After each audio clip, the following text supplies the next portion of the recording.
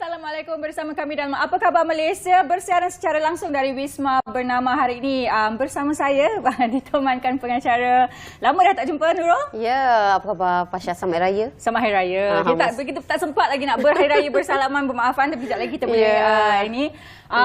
Seperti biasa selama 1 jam hari ini pengisian kita topik-topik yang sangat menarik. Betul. Antaranya topik mengenai wanita yang bekerja dalam sektor IT dan juga keselamatan digital dan lagi satu topik yang pada saya kiranya satu topik yang agak berat, tetapi sangat penting perlu juga untuk dikupaskan, untuk menjadi pengetahuan kita dan juga panduan untuk kita menjalani kehidupan seharian, iaitu mengenai dadah dan juga kesihatan mental. Apakah peranan dadah yang mengakibatkan ada kaitan dengan kesihatan mental? Sama-sama teruskan setia bersama kami sehingga ke akhir rancangan, kerana kami membawakan antara pakar-pakar yang hebat untuk membicarakan mengenainya. Dan seperti biasa Pasha, kita lihat cuaca keadaan ketika ini tak begitu menentu ya. Ada ketika hujan berterusan dengan disusuli ribut petir dan panas yang sangat ekstrim. Okey, ini kita nak kongsikan juga dan kadang-kadang cuaca ni menyebabkan keadaan kesihatan kita tak begitu mengizinkan. Batuk-batuk lah, orang kata apa disebabkan itu. Batuk-batuk pun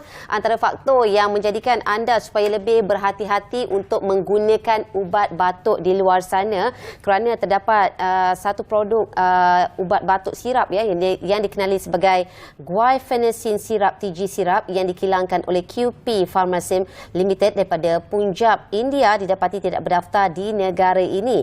Dan berdasarkan simakan yang dilakukan terhadap pangkalan data produk berdaftar bahagian Regulatory Farmasi Negara iaitu NPRA berkaitan produk berkenaan, produk tersebut didapati tercemar ya dengan diethylene glycol DEG dan juga ethylene glycol, di mana ia merupakan toksin kepada manusia yang boleh memberikan kesan seperti sakit pada bahagian abdomen, muntah, cerit-birit, kesukaran untuk membuang air kecil, sakit kepala, perubahan pada kesihatan mental dan kecederaan yang teruk pada buah pinggang. Mungkin mempunyai dadah yang tinggi kandungannya kerana mengakibatkan perubahan pada keadaan mental. Dan keadaan mental lepas ini kita akan bincangkan antara perubahan dadah ya memainkan peranan dalam kesihatan mental.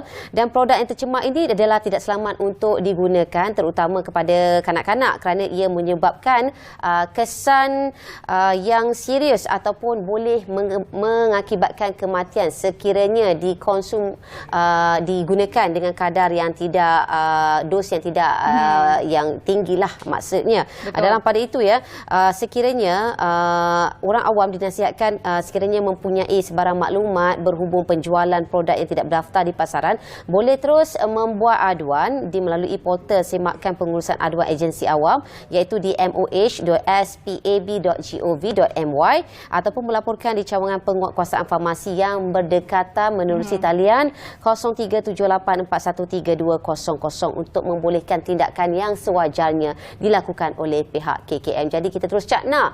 Jadi kita lihat antara produk-produk yang tak boleh digunakan ataupun dilarang yang memasuki pasaran, teruskan membuat hibahan ataupun kawan-kawan ke saudara mara ke teruskan memberikan informasi berterusan kepada mereka. Yang pastinya kalau nak menggunakan apa-apa jenis ubatan sekalipun, pastikan berdaftar dengan KKM dan ikutlah dos yang telah pun ditulis pada setiap dia ubatan paling tersebut. selamat Pasha, beli di farmasi. Betul. Apa-apa kalau tak pasti pun sama ada pergi farmasi ataupun pergi ke klinik.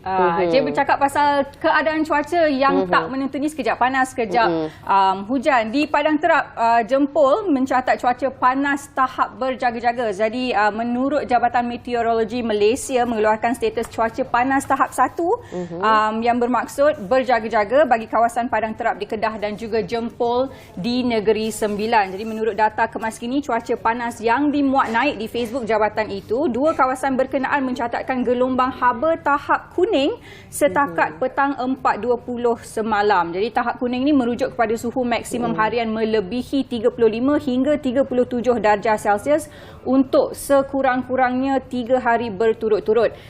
Sementara itu di kawasan lain di Semenanjung serta seluruh kawasan Sabah dan Sarawak mencatatkan suhu maksimum harian kurang daripada 35 darjah Celsius. Walau bagaimanapun, Met Malaysia sebelum ini memaklumkan bahawa fenomena cuaca panas dan bahang yang melanda di kebanyakan kawasan di Semenanjung diramalkan tidak akan berpanjangan. Namun begitu menasihati orang awam untuk berjaga-jaga, terutamanya mereka yang bekerja di luar ataupun yang mempunyai sebarang aktiviti di luar bangunan untuk berhati-hati ketika cuaca panas ni. Jadi minum air yang secukupnya, jangan tunggu sampai dah dahaga baru nak minum air. Cuba hadkan aktiviti-aktiviti luar. Kita berada di dalam bangunan tempat yang sejuk dan sebagainya, pakai pakaian yang ringan, walaupun saya pakai baju hitam hari ini, tapi kita studio ada aircon, tak apa. Pakai topi dan sentiasa cakna dengan simptom-simptom stroke haba. Kalau terasa macam nak pingsan ke apa-apa, sila dapatkan bantuan secepat mungkin ke klinik ataupun telefonlah talian kecemasan secepatnya. Dan mungkin kerap kali waktu-waktu ini kita kerapkan untuk mandi, untuk menyejukkan lagi tubuh badan kita, itu antara yang terbaik. Dan difahamkan juga sekiranya cuaca mengalami cuaca yang begitu ekstrim, sistem persekolahan Malaysia mungkin akan bertukar di situ. Mungkin ada pendidikan menerusi online ataupun sebaliknya sewajarnya kita menantikan jawapan seterusnya daripada pihak Kementerian Pendidikan dari semasa ke semasa. Dan seperti biasa kita dah kongsikan laporan hari ini. Kita nak tahu juga mengenai ramalan cuaca hari ini bagaimana, pastinya untuk melancarkan aktiviti harian kita, dan selepas itu kita terus langsung ke bilik berita bersama dengan rakan penyampai. Kita saksikan.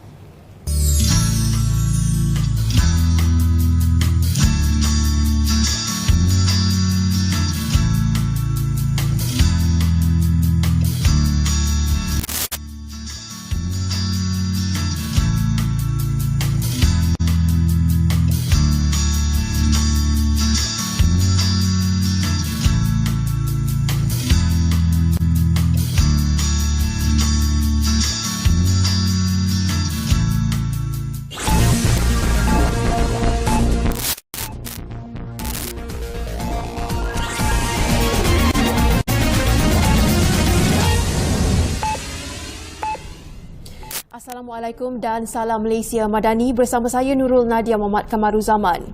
Dua beradik perempuan ditemukan lemas di pantai Tanjung Buloh, Tanjung Sedili, Kota Tinggi, Johor petang semalam.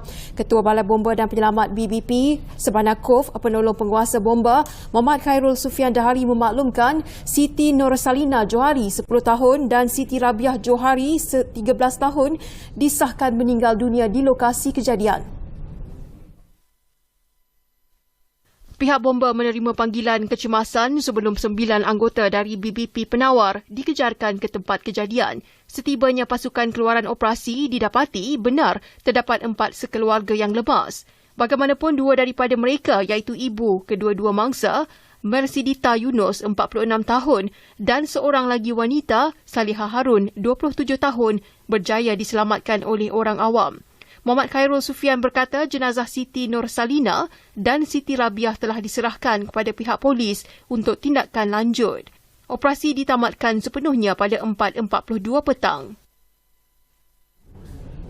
Terdapat keperluan untuk mewujudkan dasar tenaga kerja baharu bagi menggantikan dasar buruh negara. Ketua Eksekutif College Institut Jantung Negara yang juga Profesor Bidang Hubungan Industri dan Dasar Awam, Profesor Dr. Durisha Idrus berkata, ini berikutan suasana alam pekerjaan serta ekonomi yang sudah berubah seiring dengan peredaran zaman.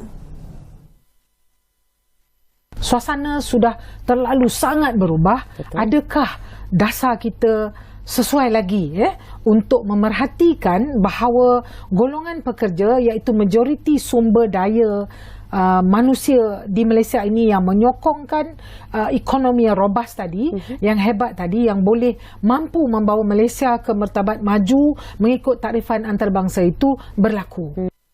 Jelasnya keperluan ini perlu memfokuskan kepada keseluruhan dasar tersebut berpandukan kepada objektif yang ingin dicapai daripada dasar tersebut selain memastikan dasar yang digubal mampu membawa Malaysia berdiri seiring dengan negara maju seperti Amerika Syarikat. Menurutnya, Malaysia mempunyai tenaga kerja yang mempunyai kemahiran tinggi selain berkemampuan untuk menjadi sebagai sebuah dengan tenaga kerja berkualiti tinggi. Beliau berkata demikian ketika menjadi tetamu dalam program Ruang Bicara malam tadi. Sekian dari Bilik Berita untuk waktu ini. Salam hormat dan salam Malaysia Madani.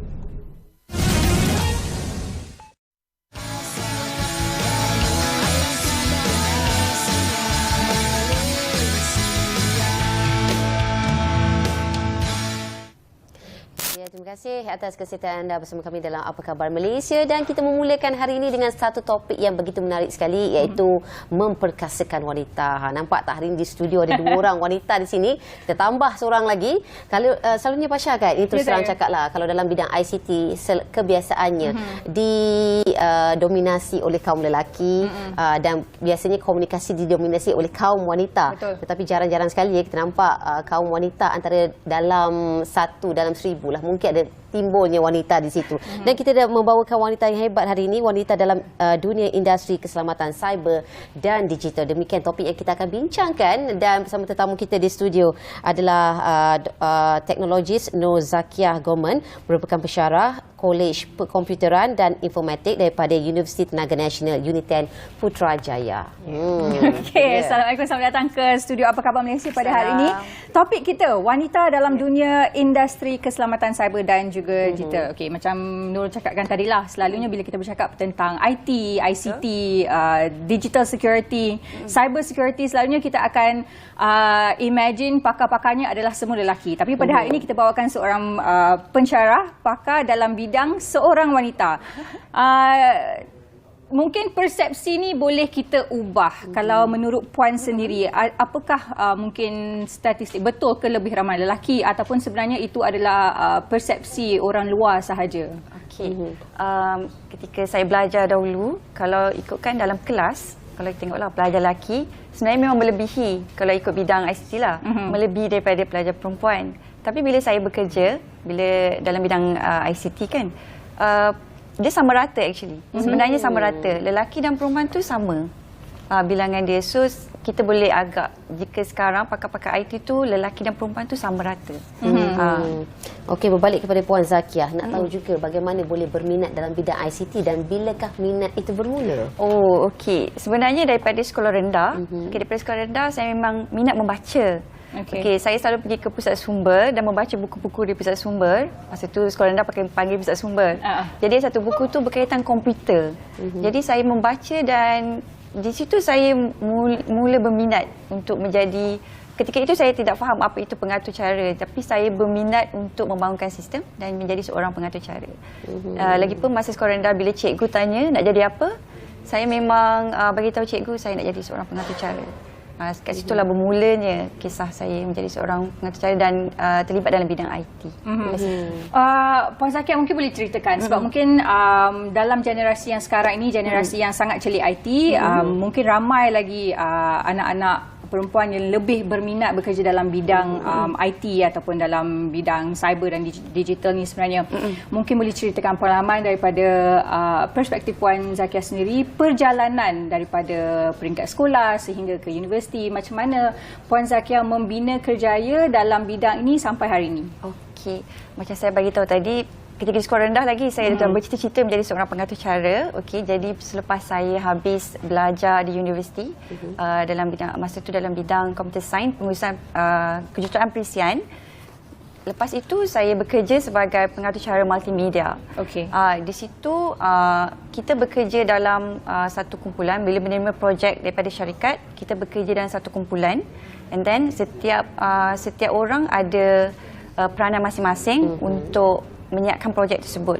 Jadinya pada ketika itu skop kerja saya adalah seorang pengatur cara multimedia, dan saya adalah orang terakhir untuk menggabungkan semua elemen daripada orang lain yang dalam satu kumpulan itu, dan menggunakan pengatur caraan. Ketika itu adalah action script pengatur caraan.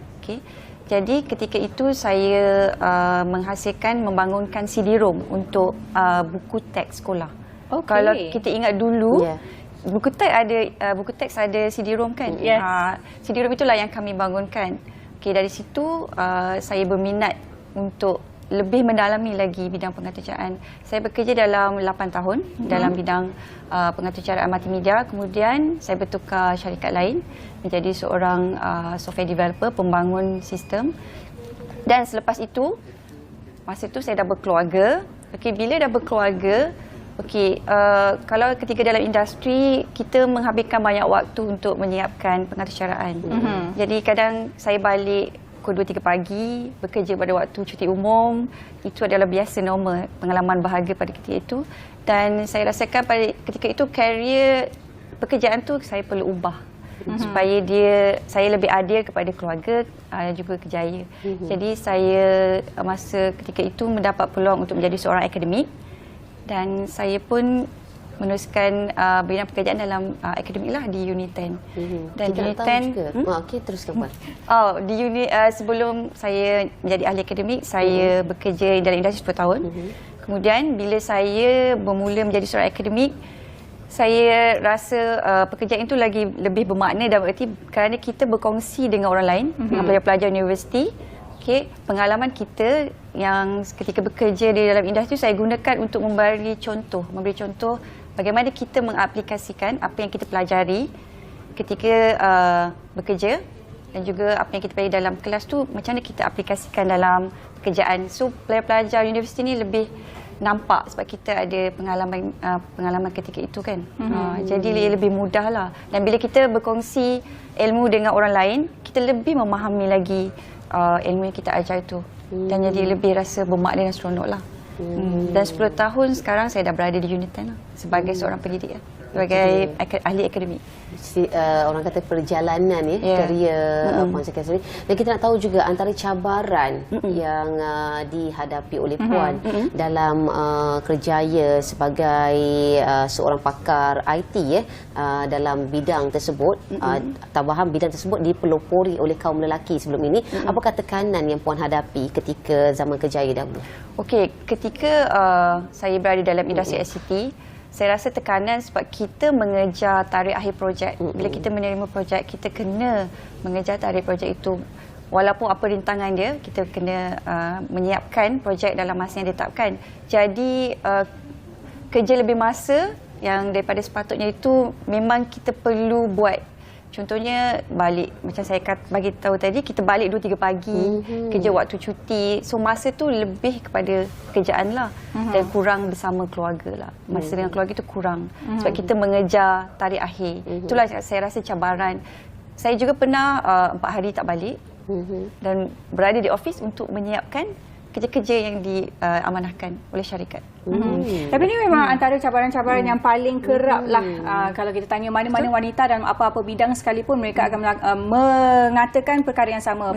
Cabaran yang paling besar dalam sesuatu kerjaya itu adalah mengimbangi antara kerjaya dan keluarga. Dan untuk Puan sendiri pun memilih jalan untuk menjadi seorang ahli akademik. Adakah itu merupakan salah satu penghalang terbesar untuk wanita terutamanya untuk melanjutkan lagi kerjaya ke tahap yang lebih tinggi? Kerana nampak macam setengah orang we talk about the glass ceiling kan. Wanita terpaksa memilih antara kerjaya dan keluarga, dan oleh kerana itu wanita kadang-kadang dalam kerjayanya berada pada tahap yang begitu sahaja disebabkan cabaran dan halangan tersebut. Pandangan Puan sendiri? Pada pandangan saya, pengalaman di dalam industri itu penting. Kita boleh kita mendapatkan pengalaman itu ketika di industri sahaja. Sebab jika jadi ahli akademik, pengalaman itu tidak ada di industri. Jadi bagi saya lah, bila kita sudah bekerja dalam industri lebih kurang 10 tahun and then kemudian kita sudah berkeluarga, saya rasa ada lebih baik kita memikirkan semula karier yang sesuai supaya kita dapat mengimbangi kedua-duanya, pekerjaan dan juga keluarga. Betul. Itu dia. Dan kita nak tahu juga macam mana pengalaman Puan mengapa Puan memilih untuk melanjutkan pengajian di peringkat PhD dan memilih dalam bidang akademik sebagai kerjaya akhir ini. Nak tahu juga. Okey, bila kita bekerja dalam bidang ICT, tidak boleh tidak kita akan berhadapan dengan pelbagai ancaman cyber, termasuk penggodam, and then kemudian perisian hasad ataupun kita panggil malware. Kalau pernah dengar virus, ransomware, semua ini adalah kita kategorikan sebagai perisian hasad. So perisian hasad ni dalam waktu sekarang dengan teknologi yang canggih dan moden, ia dibangunkan menggunakan teknologi yang canggih dan moden juga, menggunakan teknologi contohnya kepintaran buatan ataupun AI. So bila kita pembangun perisian hasad ni menggunakan teknologi canggih, perisian seperti antivirus tidak dapat mengesan perisian hasad ini. Macam virus tidak dapat dikesan. Jadi itu yang menarik minat saya untuk mendalami kajian di bidang kita panggil obfuscated malware ataupun perisian hasad yang boleh menyelindungi atau menutup diri daripada dikesan oleh perisian antivirus. Oleh itu saya masih dalam kajian untuk mencari cara atau algoritma yang paling sesuai dapat membantu sektor-sektor keselamatan cyber supaya dapat mengesan perisian hasad yang dibangunkan secara moden ini. Itulah. Dalam pengajian PhD Puan memfokuskan mengenai tesis apa Puan? Boleh kongsikan? Tajuk dia title ke? Tajuk dia adalah obfuscated malware, malware detection using machine learning. Saya menggunakan kepintaran buatan, dipanggil machine learning untuk mengkaji dan mencari algoritma yang sesuai untuk mengesan perisian hasad ni. Ataupun kita panggil malware lah. Okey, Puan, kita nak bercakap tadi sebab dia bercakap tentang machine learning. Ada kaitan dengan AI ataupun artificial intelligence. Sekarang ni banyak orang yang bercakap mengenai AI. Adakah AI itu sesuatu yang bagus untuk kita atau ada tak apa orang kata ancaman bila kita bercakap tentang AI dan penggunaan AI? Okey, bila kita lihat teknologi sekarang, kebanyakannya memang menggunakan kepintaran buatan, teknologi kepintaran buatan. Dan salah satu dia adalah machine learning lah. Maksudnya kita akan mengajar mesin untuk dia belajar sendiri macam manusia, bagaimanakah untuk menjadi dan berfikir seperti manusia. Bukan sahaja machine learning, satu lagi kita panggil deep learning, ada juga di bawah kepintaran buatan. Ancaman itu mungkin dari segi, mungkinlah kita takut teknologi kepintaran buatan akan mengambil alih tugas-tugas manusia. Okey, tapi dia ada kebaikan dan keburukan itu. Jika kita menggunakan berlebihan, mungkin boleh digunakan ke arah yang lebih kita panggil apa, menjadi ancaman lah. Tapi jika kita menggunakan dengan cara yang betul, saya rasa tidak ada masalah. Dari segi keselamatan cyber itu sendiri, dalam penggunaan AI ni, ada tak ancaman di mana AI itu akan mengatasi kepintaran manusia itu sendiri? Okey, mesin jika dilatih walau bagaimana sekalipun, pada pendapat saya lah, adalah dia ada dalam satu tahap maksimum dia boleh buat, mesin ni boleh melakukan aktiviti yang kadang-kadang tidak boleh dilakukan oleh manusia lah, dalam satu tahap. Sebab manusia ada perasaan, tapi ada juga teknologi kepintaran buatan yang boleh menambahkan perasaan kepada mesin itu sendiri. Tapi saya rasa tidak menyamai level seperti manusia. Dan penglibatan Puan sebagai seorang pensyarah, kerjaya Puan sebagai pensyarah, dan bagaimana Puan melihat tahap credibility anak-anak zaman sekarang ini, iaitu anak-anak zaman muda ini terhadap bidang ICT, kebolehan mereka bagaimana? Sebenarnya kalau kita lihat daripada kanak-kanak lagi, mereka ni secara automatik dah terdedah dengan berbagai teknologi ICT. Dari kecil diorang dah main game, handphone, dan diorang automatik, kanak-kanak ni automatik terdedah dengan kesedaran ataupun terdedah kepada aktiviti yang secara automatik mereka dapat kita panggil apa ya, dari kecil lagi, walaupun kita tidak latih, tapi mereka ni automatik dah pandai. Ya, betul. Kadang-kadang melebihi daripada kita yang dewasa. Sebab saya rasa dari segi persekitaran dunia sekarang berbanding zaman saya dulu, saya tak kenal pun kan komputer tu apa daripada zaman kanak-kanak, tapi mereka dah terdedah. Jadi saya rasa pelbagai cabaran lah kita sebagai ahli keluarga, sebagai ibu bapa, cabaran yang saya rasa sangat besar jika kita tidak kawal kanak-kanak, daripada kanak-kanak lagi penggunaan teknologi ICT ni. Okey Puan, sebagai seorang wanita dalam dunia IT ini, mungkin Puan boleh bagi pandangan Puan sendiri, apakah impak adanya lebih ramai wanita terlibat ataupun bekerjaya dalam sektor IT dan digital? Saya rasa tak ada masalah sebab kita sebagai wanita, kita juga mampu memberi sumbangan kepada dalam industri ICT di Malaysia. Bagi saya, walaupun kadang-kadang kita sama level dengan lelaki, tapi saya rasa benda itu tidak menjadi penghalang untuk kita memberi sumbangan di Malaysia di dalam industri ICT. Tak ada masalah. Okey, so maksudnya ialah sebab macam jiwa ataupun naluri seorang wanita ni lain dengan lelaki. Dari segi itu, apakah mungkin orang kata hasil cakap the contribution seorang wanita dalam industri sumbangan wanita tu dalam industri dan juga sektor digital ni, perbezaan cara kerja wanita dengan lelaki itu macam mana? Perbezaan. Saya tak boleh cakap lebih-lebih kan, nanti lelaki marah pula. Ya, sentuhan mungkin berbeza di situ. Mungkin perempuan kita lebih kita kan lebih macam sistematik dan juga mengambil kira, walaupun sekecil-kecil benda pun elemen kita akan mengambil kira, mungkin lebih details dan lebih sistematik lah bagi saya lah. Sebab kita wanita ni kebiasaannya kita suka benda-benda mengambil kira semua benda. Jadi mungkinlah pada ketika itu elemen-elemen yang penting kita tak akan terlepas pandang. Itu dia antara yang berpengalaman ya. Dan Puan, pesanan Puan kepada ibu bapa dan murid-murid sekolah yang mungkin berminat untuk memilih bidang ICT kepada mereka di luar sana, apakah dia adakah orang kata apa, apakah peranan sepatutnya sebagai seorang ibu bapa untuk melakukan yang terbaik untuk anak mereka? Okey. Contohnya di Unit 10, di Universiti Tenaga Nasional, kita menawarkan pelbagai program yang mampu menyumbang industri ICT di Malaysia. Jadi di College of Computeran dan Informatics, Unit 10, kita ada program, pelbagai program, bermula daripada program asas, 2 program asas, iaitu pengajian pengajian asas komputer sains dan teknologi maklumat, itu setahun.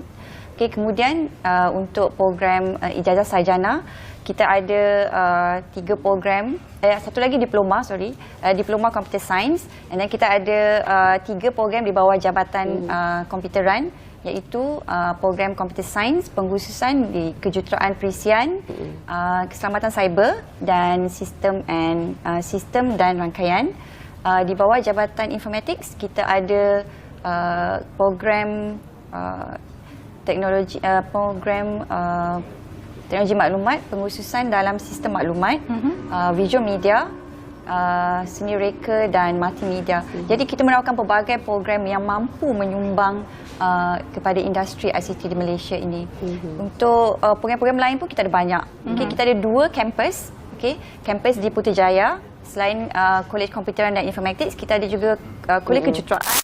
Kita ada juga Kolej Pengajian Graduan dan juga Kolej Ekonomik Tenaga dan Social Science. Di Muazzam kita ada juga satu program under Kolej Business dan Account. Jadi kita boleh pelbagai program yang disediakan. Jadi untuk ibu bapa di luar sana yang mungkin tercari-cari program untuk anak-anak yang berminat dalam bidang ataupun industri IT dan juga cyber ni, bolehlah melihat ke pelbagai program-program yang ditawarkan. Banyak ya. Akses website Unit 10. Kita ucapkan terima kasih kepada Puan Nur Zakia kerana sudi bersama kita untuk bercakap mengenai wanita yang bekerja dalam dunia ataupun industri keselamatan cyber dan juga digital. Kita akan berhenti berehat untuk seketika, kembali selepas ini.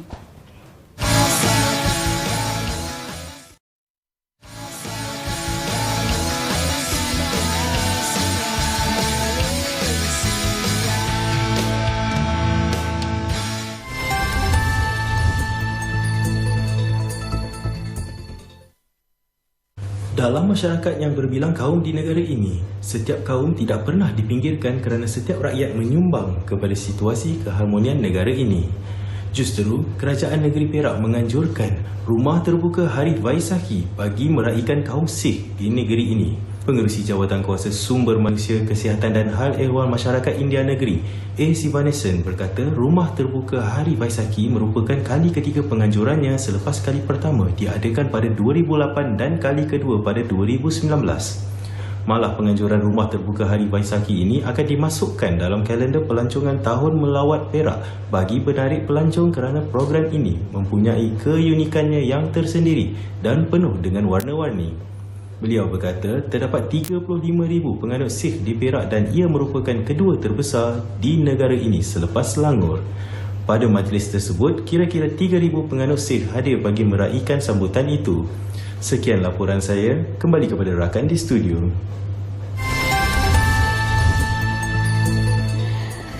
Itu dia tadi antara serutan sambutan Hari Vaisakhi dalam kita masih lagi bersemangat berhari raya. Rakan-rakan kita yang beragama Sikh juga menyambut Hari Vaisakhi. Selamat Hari Vaisakhi kami ucapkan.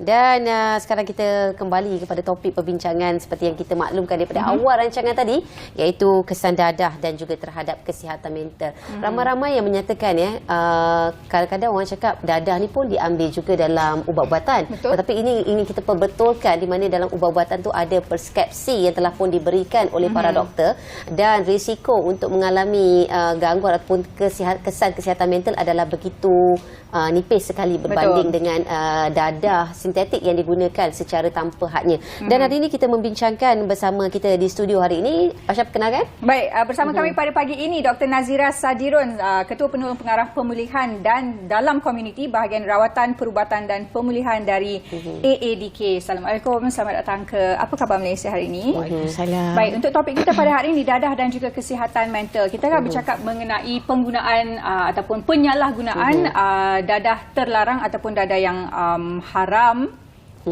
dan impak ataupun kesannya kepada penagih-penagih dan bagaimana ia boleh menyebabkan mungkin kecelaruan ataupun dari segi kesihatan yang mengganggu kesihatan mental mereka.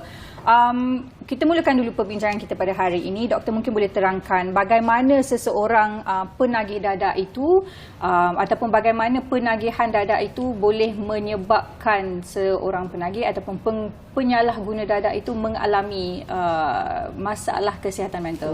Okey, Bismillahirrahmanirrahim. Terima kasih Dayah dan Pasha dan juga Apa Khabar Malaysia sebab tak jemu-jemu saya rasa memberi ruang kepada agensi aktivitas kebangsaan khususnya untuk kita bercerita dan memberi awareness tentang isu dadah. Walaupun dalam suasana hari raya, sebenarnya suasana hari raya inilah sebenarnya yang paling trigger kepada mereka-mereka dan especially kepada keluarga-keluarga yang menggunakan dadah.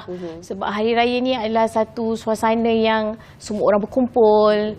Pada waktu ini jugalah nanti kita akan nampak golongan-golongan ini sukar untuk keluar rumah, sukar mendapatkan dadah dan akhirnya berlakulah aduan-aduan seperti bertingkah laku agresif dan sebagainya. So merujuk kepada soalan yang pertama tadi berkaitan tentang penagihan dadah ini memang tidak boleh lari daripada masalah kesihatan mental. Okay, sebab maksud penagihan dadah itu sendiri adalah sejenis penyakit kronik yang berulang-ulang yang melibatkan perubahan struktur otak yang akan akibatnya membuatkan seseorang itu bertingkah laku kompulsif. Yang akhirnya secara psikologi, secara emosi seseorang itu akan menjadi abnormal. So, bila kita bercakap tentang masalah kesihatan mental, kalau dahulu jenis dadah yang kita gunakan adalah dadah jenis tradisional yang mungkin dia punya kesan kepada mental tu very minimum. Bukan tak ada, very minimum.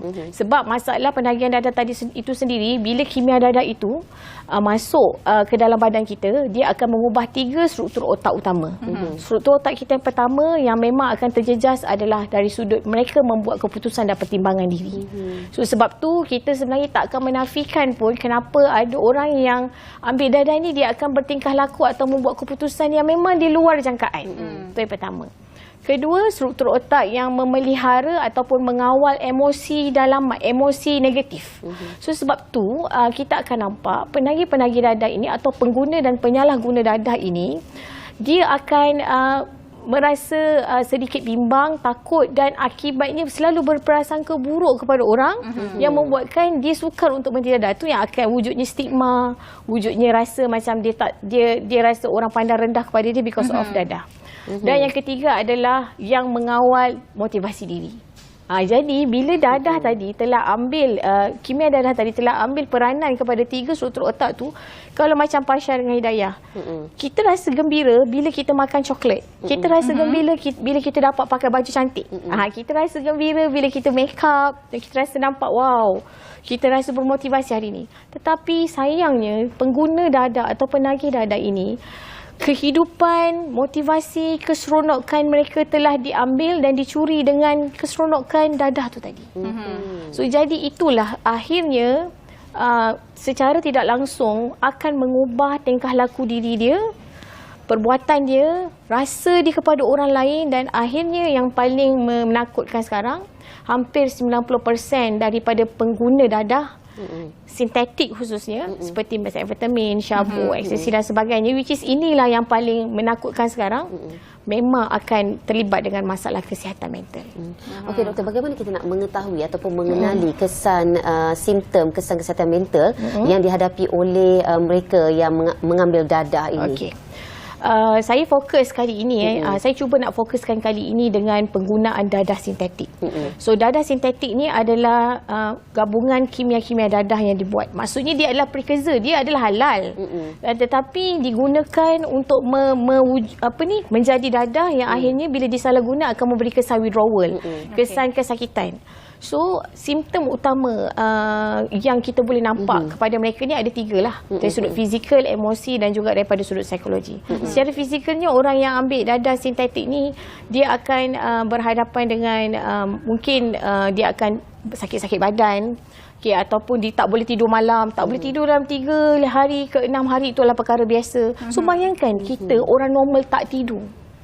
Boleh mati kan? Kita tak cukup. Tapi dadah tu yang membuatkan dia tak boleh tidur. Sebab dia aktifkan dia punya saraf otak untuk terus dia excited dalam kehidupan dia. Sebab dia tak dapat keseronokan cara biasa. Kedua, dari sudut secara emosinya, orang yang terlibat dengan masalah dadah sintetik ni, dia akan penyakit mental yang selalu dikaitkan adalah skizofrenia. Di mana ada beberapa simptom yang bila kita boleh nampak kepada orang yang ada masalah ni. Antaranya adalah halusinasi. Halusinasi ni tu yang kita nampak kadang-kadang jenayah. Dia bunuh mak dia. Bila kita cek urine positif. Because of apa? Because of dia rasa, dia nampak mak dia tu bukan macam orang biasa. Tetapi mungkin macam binatang yang perlu dibunuh because of kesan dadah. Kemudian satu lagi delusion. Delusion ni dia sentiasa melihat orang bercakap buruk tentang diri dia. Sebab tu dia takkan boleh berkomunikasi baik dengan orang lain. Dia akhirnya bila tak boleh berkomunikasi baik, dia sentiasa lihat orang lain tu tak elok dan jahat. Kawan dia hilang. Bila kawan hilang, dia mula tidak boleh perform sebagai seorang manusia yang berkomuniti. So bila dia mula memulaukan diri dia, maka akan berlakulah lagi tekanan-tekanan hidup yang lain. Hilang pekerjaan, kan? Hilang pasangan, kan? Anak-anak mula takut. So dia memang akhirnya yang akan merosakkan. So masalah penagihan dadah dan kesihatan mental sekarang memang sangat berkait rapat. Because of ada satu lagi saya perlu sharing benda ni. Dalam kajian, selain daripada orang yang ambil dadah-dadah sintetik ni akan terlibat dengan masalah mental, mereka yang ada masalah mental juga akan lead to masalah penagihan dadah. So because of tadilah Hidayah dia sebut bila kita ambil prescription doktor kan. Tapi kadang-kadang orang ni dia suka buat self medication. Okeylah, hari ni rasa macam tak okey kan, rasa stres hari ni kan. Tentu member pun cakap, kau try yang ni. So first dia makan okey. Tapi sebab penagihan ini, dadah ini sifat dia progresif. Once you ambil dadah, berlaku perubahan pada 3 struktur otak itu tadi, you akan berhadapan dengan masalah relapse. Masalah yang kita sebut tolerance. Ambil 1 hari ni, esok perlukan 2. Lusa perlukan 3 untuk dapat kesan yang sama. Saya rasa kita orang biasa, saya suka kalau nak ambil peluang ni untuk menggunakan bahasa yang lebih mudah. Sebenarnya penagihan ni, dia bukan hanya kita akan nampak bila dah teruk. Sedangkan benda tu kita boleh nampak daripada awal. Perubahan tu dah berlaku daripada awal. Macam tadilah, bila seseorang tiba-tiba kawan kita daripada suka keluar makan dengan kita, suka sembang dengan kita, suddenly dia jadi suka memencilkan diri. Elok-elok kita cakap, okay, selama ni kita boleh je tegur. Hari ni you pakai macam tak okey sangat. Selalunya, ya ke? Macam mana nak betulkan? Tapi orang yang dah ada masalah kesihatan mental ataupun masalah terlibat dengan dadah ni, dia akan cepat marah. Trigger. Terus trigger. Padahal kita tak cakap apa-apa pun kat dia. So itulah antara simptom-simptom yang kita boleh nampak. Dan untuk ibu bapa dekat luar, at first kita pelik, yang paling mudah untuk kita kesan perubahan pada anak-anak kita adalah rutin hidup dia. Ini saya banyak kali cuba kongsikan dan tekankan sebab pengalaman kami handle ratusan ribuan klien-klien terlibat dengan dadah, semua bermula daripada suasana di dalam rumah itu sendiri. Ibu bapa tidak perasan perubahan-perubahan emosi dan perubahan fizikal yang berlaku pada anak tu tadi. Yang akhirnya end up dia dah teruk, terpaksa hantar kepada ADK untuk menjalani rawatan dan pemulihan. Tapi seringkali bila kita bercakap mengenai seorang penagih dadah ataupun seorang penyalahguna dadah tu, kita dalam kepala otak kita akan fikir seorang yang teruklah rupa fizikal dia dan sebagainya. Tapi ada juga penagih ataupun penyalahguna dadah yang rupa dari luaran nampak seperti biasa. Normal. Boleh lakukan aktiviti rutin harian seperti biasa.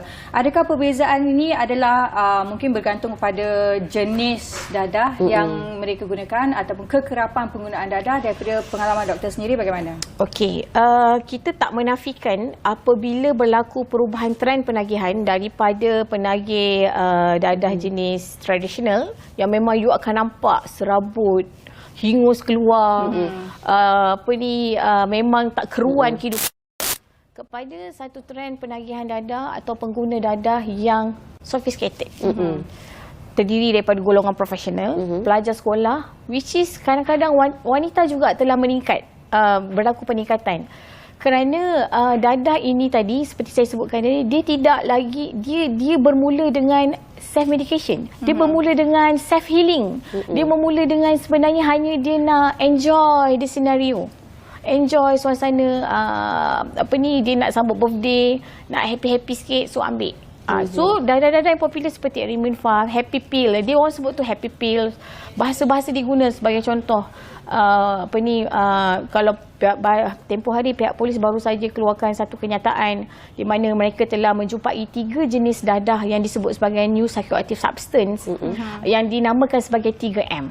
So M yang pertama, yang pastinya bukan Mariam lah, tapi Molly. Molly ni adalah jenis dadah yang tidak dikenal pasti lagi apa. M yang kedua adalah MDMA. MDMA ni adalah kumpulan dadah jenis ecstasy. Dan M yang ketiga adalah McDonald's.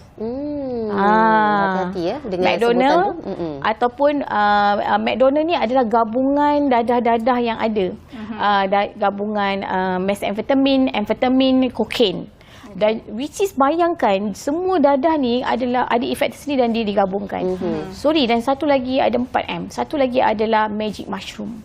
So ini yang saya cuba nak kupas dengan lebih sedikit pada hari ini pasal magic mushroom, sebab dia mula dia adalah daripada kumpulan dadah halusinogen. Di mana kesan dia boleh langsung macam memisahkan dunia realiti dengan dunia khayalan. So maksudnya once dia ambil magic mushroom ni, kenapa kita nak highlight perkara ni? Because of dia sekarang banyak digunakan di dalam cecair-cecair vape yang boleh sangat merosakkan ataupun dia sangat memberi cabaran kepada ibu bapa, kepada anak-anak atau remaja yang menggunakan vape. So kita bimbang penularan gejala ini semakin merebak. Sebab kita ada terima beberapa contoh aduan di mana kita hanya nak ada seorang ibu tu call, saya ingat lagi, dia call, dia bagi tahu anak dia balik daripada sekolah, panjat dinding. Cuba menghantukkan kepala dia ke dinding. Kita tanya dia buat apa? Dia baru hisap vape. Dia hisap vape je. So kita tak boleh check dalam dia punya urine. So NPS ataupun new psychoactive substance ini adalah dadah yang belum boleh lagi kita kesan di dalam urine, tetapi memberi kesan yang lebih teruk daripada dadah yang sedia ada yang kita beri kesan. So itu cabaran untuk kita sekarang. Okey, Doktor, kita nak bercakap lebih lagi mengenai dadah-dadah yang baru ni dan juga melibatkan pengguna-pengguna yang lebih muda, tapi kita nak berhenti berehat untuk seketika, kembali selepas ini bersama Dr. Nazira.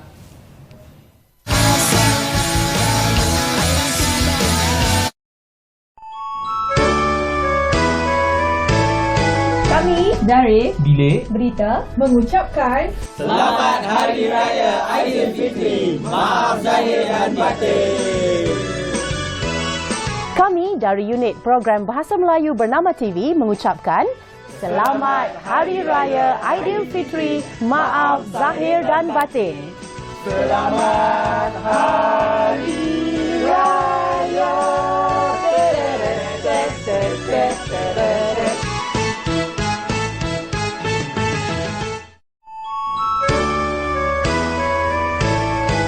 Kami daripada unit grafik ingin mengucapkan Selamat Hari Raya Aidilfitri. Maaf zahir dan batin. Kami dari meja penerbitan bahasa Inggeris mengucapkan Selamat Hari Raya Aidilfitri. Maaf zahir dan batin.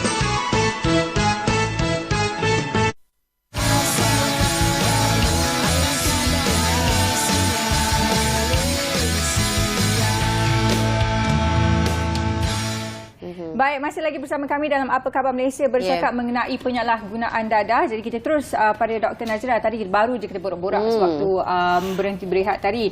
Antara kes yang paling kerap didapati yang Dr. Nazira sendiri alami, adakah penyalahgunaan dadah dalam komuniti sekarang ini, penyalahgunaan dadah yang haram seperti yang disebutkan metamfetamin dan sebagainya, ataupun dadah jenis preskripsi tetapi disalahgunakan? Okey, agensi anti-dadah kebangsaan kita punya statistik ataupun kita mengesan hanya kepada individu-individu yang menyalahgunakan dadah. So sebenarnya dadah itself yang digunakan bukan tujuan preskripsi, dia adalah berbahaya dan dikategorikan di bawah akta dadah berbahaya, ada dalam jadual dia. So mereka yang kita test, kita urin dan positif perlu menjalani rawatan.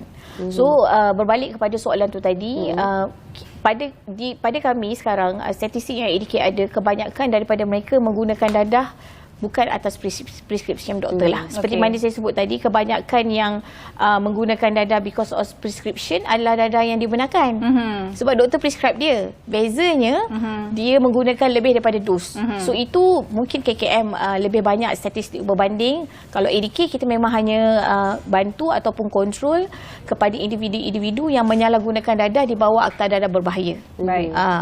Okey, doktor, kita nak tahu juga penggunaan dadah sintetik yang sudah seperti dibincangkan memberi kesan yang begitu luar biasa sekali, berikutan revolusi dari semasa ke semasa dadah itu sendiri. Dan bagaimana pula daripada dadah tradisional, iaitu khasnya daripada mungkin daripada daun ketum dan juga ganja, kesannya terhadap kesihatan mental punya bagaimana? Okey, panjang lah dia. Ya, betul. Sebab kita dalam ketum sendiri masih berada di bawah akta racun, kan? Di mana pengawalan dia adalah sedikit berbeza dengan akta dadah berbahaya di bawah akta dadah berbahaya, kan? Okey, cuma kita tidak menafikan ketum dia mempunyai kesan yang sama kerana ketum mempunyai bahan psikoaktif yang disebut sebagai metrogenin. Jadi bahan psikoaktif ni kalau masuk ke dalam badan kita memang akan menagihkan. Itu yang pertama. Tapi ketum ini di semua bahan pun, semua jenis dadah. Tadi dadah kita sebut prescription. Bila tanpa prescription dia salah. Sama juga dengan ketum. Walaupun halal, walaupun dia adalah tumbuh-tumbuhan dan dikawal di bawah akta racun, tetapi kita kena faham kesan dia boleh menagihkan kalau disalahguna. Sebagai contoh, ketum ni, bahayanya ketum ni, dia boleh kandungan getah di dalam ketum itu boleh membuatkan mati mengejut kerana dia boleh memekatkan darah untuk pam ke jantung. Itu yang pertama. Kedua, kalau dahulu orang menggunakan daun ketum ataupun mengambil air ketum ni rebus untuk tujuan kesihatan, tetapi sekarang apa faedahnya kepada pelajar sekolah yang menggunakan daun ketum? So itu antara persoalan-persoalan yang kita cuba lontarkan kepada komuniti dan masyarakat supaya setiap penggunaan bahan yang kita nak makan, minum, atas tujuan-tujuan tertentu, kita kena lihatlah kepada apa dia punya faedah. Kita tak nafikan dia punya kebaikan dia. Kita tidak menafikan itu. Banyak kajian-kajian yang sedang cuba dilakukan pun sekarang mencari apa kelebihan dan kebaikan ketum. Tetapi bagi pihak AADK, kita melihat kepada aspek sosial, bukan hanya kepada pengharaman bahan tersebut ataupun masalah bahan tersebut, tetapi lebih kepada pelancongan sosial ataupun compulsive behavior yang dihasilkan akibat daripada mereka menggunakan bahan-bahan tersebut. Ganja masihlah di bawah Akta Dadah Berbahaya. Dia memberi kesan yang sama. Dia juga adalah bahan psikoaktif, menagihkan, boleh membuatkan perubahan tingkah laku, emosi. Dan kita juga tak menafikan dalam kajian memang ada mereka-mereka yang menggunakan ganja ataupun campuran. Sekarang ni bukan kita nak cakap, jaranglah penagih dadah guna satu jenis dadah. So dia akan guna polydrugs. Maksudnya pelbagai jenis dadah digunakan, itu yang akan lead kepada masalah kesihatan mental dia. So kita tidak bercakap secara spesifik memang penagih dadah ni akan ada masalah mental, tetapi sintetik drug tadi memang betul. Memang sah menunjukkan bahawa pengguna-pengguna dadah sintetik memang akan berhadapan dengan masalah psikosis atau dual diagnosis. Penggunaan dadah yang akhirnya menyebabkan masalah kesihatan mental.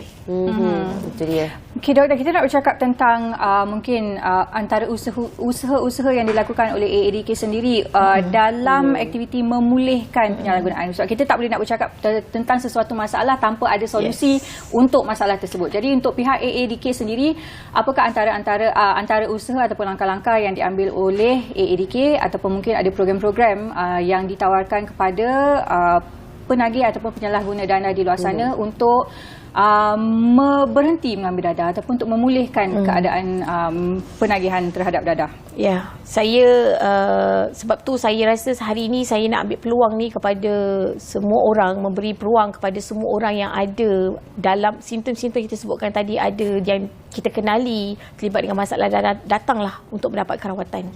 Sebab masalah penagihan dadah ini boleh dirawat sebab dia adalah sejenis penyakit yang boleh dirawat dengan rawatan-rawatan tertentu. Di AADK sendiri, kita mempunyai dua jenis perkhidmatan rawatan dan pemulihan. Satu, rawatan dan pemulihan di dalam institusi, which is ini adalah kepada individu-individu yang mempunyai keparahan tinggi. So kita akan buat penilaian kepada mereka, dan bila kita dapati mereka perlu menjalani rawatan residential selama 2 tahun, so mereka akan dimasukkan ke dalam mana-mana pusat pemulihan penagihan narkotik atau disebut PUSPAN, yang ada hampir 30 buah di seluruh Malaysia. Itu yang pertama. Kedua, Paisha dengan Hidayah, ketahuilah bahawa di dalam komuniti kita ini ada hampir 40,000 sekarang penagih dadah atau pengguna dan penyalahguna dadah yang sedang menjalani rawatan bersama komuniti. So yang ini mereka akan datang secara outpatient ke 109 pejabat AADK daerah, which is kita memberi rawatan dan pemulihan secara psikososial berdasarkan model iPulih. Kita ada model kita yang spesifik dan very structured, yang akan memulihkan mereka ini secara biologinya, psikologi dan juga sosial, termasuklah elemen spiritual yang kita tekankan untuk mereka. Dan yang terakhir sekali, kita juga dalam melayani trend penagihan, kita mesti ke depan lah. Kita tak nafikan masalah penagihan dadah ni, kalau kerajaan tidak mempunyai satu formula yang tuntas yang ke depan melebihi mereka, kita mungkin akan berhadapan dengan masalah yang lebih teruk. So kita ada perkenalkan satu lagi perkhidmatan baharu AADK, disebut sebagai Mobile Recovery Treatment, di mana kita memberi rawatan di rumah kepada mana-mana individu yang memerlukan perkhidmatan rawatan tetapi mungkin di berjauhan daripada kita. So boleh kontak saja kita punya hotline untuk dapatkan khidmat nasihat rujukan dan sebagainya. Apa hotline ni mungkin boleh kongsikan? Itulah. Tak ingat. 1800 2357. Nanti 2357. ada tengah-tengah dia tu. 1100. Nanti saya kejap lagi. Saya Okey, baik. Bagi ahli keluarga pula, apakah mungkin antara langkah pertama yang boleh dilakukan selain daripada untuk kita sendiri dalam kalangan komuniti juga untuk merubah stigma terhadap penagih dadah? Okey. Secara ringkas, Doktor. Okey. 3 perkara yang ibu bapa kena buat bila ada anak terlibat dengan dadah. Pertama, pastikan mereka ini kita tahu rutin dia. Kedua, jangan malu untuk dapatkan rawatan. Come forward kepada AADK. selagi cepat dirawat, lebih mudah dia untuk dipulihkan. Dan yang ketiga, masalah penagihan ini adalah masalah bersama. Dia adalah bencana bukan hanya kepada individu, dia adalah bencana kepada keluarga. Bila bencana kepada keluarga, dia adalah bencana kepada komuniti. Baik. Jadi jangan sembunyikan apa-apa. Semua orang terlibat dengan masalah penagihan dana tidak mahu dilahirkan sebagai penagih dadah pun. Kita beri ruang dan peluang untuk mereka buat perubahan. Ya, dan terima kasih kita ucapkan kepada Dr. Nazira Sadirun, merupakan Ketua Penolong Pengarah Pemulihan dalam Komuniti Bahagian Rawatan Perubatan dan Pemulihan AADK. Ingat ya, ini isu dia bukan lagi tabu yang perlu disorotkan ya, perlu dibincangkan dan perlu diselesaikan dengan sebaik mungkin. Dan diharapkan perkongsian yang dapat kita kupaskan sebentar tadi dapat memberikan manfaat kepada anda di luar sana dalam serba-serbi ya dalam menghadapi isu ini terhadap di masyarakat sekeliling khasnya. Dan nampaknya Apa kita Khabar dah Malaysia? pun ke hujung rancangan Apa Khabar Malaysia. Itu saja masih yang ada bersama kami. InsyaAllah kita akan bertemu lagi bersama rakan pengacara yang lain. Jaga diri, jaga kesihatan semua. Saya Pasha Rahim. Assalamualaikum. Saya Nuria Umul. Salam hormat. Sehingga berjumpa lagi. Bye-bye. Bye. Terus bangkit, yakin berdiri.